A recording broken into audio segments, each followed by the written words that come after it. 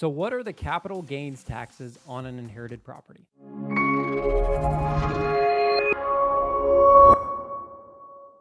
At probateresource.com, we're a real estate and probate solutions company. We develop Probate and Resource to be a one-stop shop to help you with all facets of the probate process, including selling a property. So let's get into it today. So I would say that the tax questions are probably our most commonly asked question to us. First of all, I am not a tax professional. I don't claim to be a tax professional. I highly suggest that you consult with a CPA who can look at your specific tax situation and give you recommendations how they think you should file your taxes. Let's talk about capital gains taxes as it pertains to inherited properties. First of all, you need to understand whether the property was an investment property or whether it was a personal property, because investment properties and personal properties are taxed a little bit differently, and that's going to affect things. You need to understand a concept called step up in basis. And what does that mean? First of all, what does basis mean? Well, basis is like what you have in it. So for example, let's say today you went out and bought a rental property, and you bought this rental property for $100,000. and you spent $50,000 rehabbing this property, fixing it up or whatever, and then you put a tenant out, and then you rented out the property for the next 5 years. 5 years from now, you decide to go sell that property for $250,000. Your basis in that property is $150,000. It's the $100 you spent on it plus the $50,000 in rehab expenses you spent on it to get it put in service, as they call it. Okay. Now, if you went to sell it 5 years from now for $250,000, your potential capital gain might be $100,000. Now, you would have some sale expenses involved in that, like, real estate commissions, probably transfer taxes, property taxes, blah, blah, blah, blah, blah. There might be some expenses, and you may have had, some capital expenditures over the years that you put into it. Maybe you had to replace the roof, blah, blah, blah, blah, blah. So your capital gain may be less than that, but that's just a sort of a simple example to give you what a capital gain might be. Now, I'm going to tell you something right now about something called step up in basis. So what happens with inherited properties is that the basis of the property automatically steps up to the market value of that property as of the day of the death. So the clock starts ticking as of the day of the death.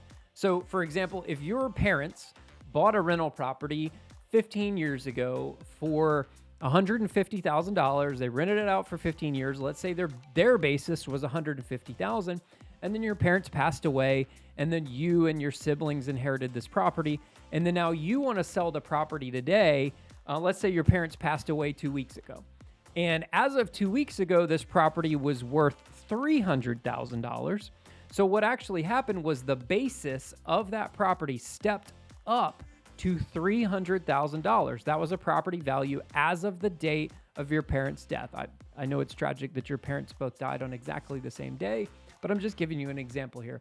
So that steps up to $300,000 as of the day of the death. If you went to sell that property 2 weeks later, 2 months later, or whatever, and you sold that property for $300,000, you would not have a capital gain because the amount you sold it for versus what the stepped up basis is were the same.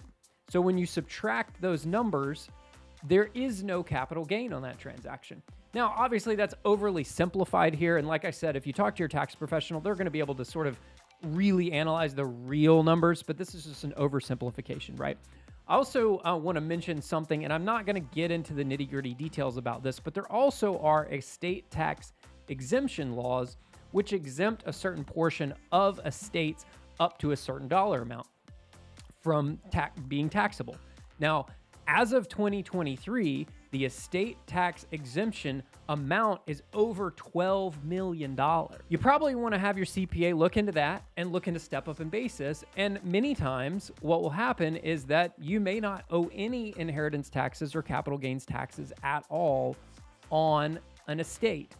Now, you need to make sure that you let the accountant know whether it was a rental property or personal property, because there's also some exemptions. Also, like, it gets a little bit more complicated. Let's say your dad died, but your mom survived, and then they were on title as joint tenants with survivorship, and then mom gets it, and then there's some nuances there. So you should really have a tax professional look at your specific situation to give you the best answer. I hope this helps you out. Like I mentioned earlier in the video, tax questions are probably our number one most question. And I really need to get a CPA on here to talk more and more about the nitty gritty.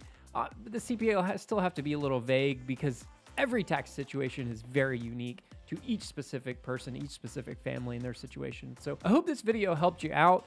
If you have a property that you need to sell, Probate Resource would love to buy that property from you. We buy properties for cash. We make it as easy as possible, basically pressing the easy button, as they say in that commercial. I don't know, what was that, Staples or something like that back in the day? We make it as easy as possible for you to sell that property.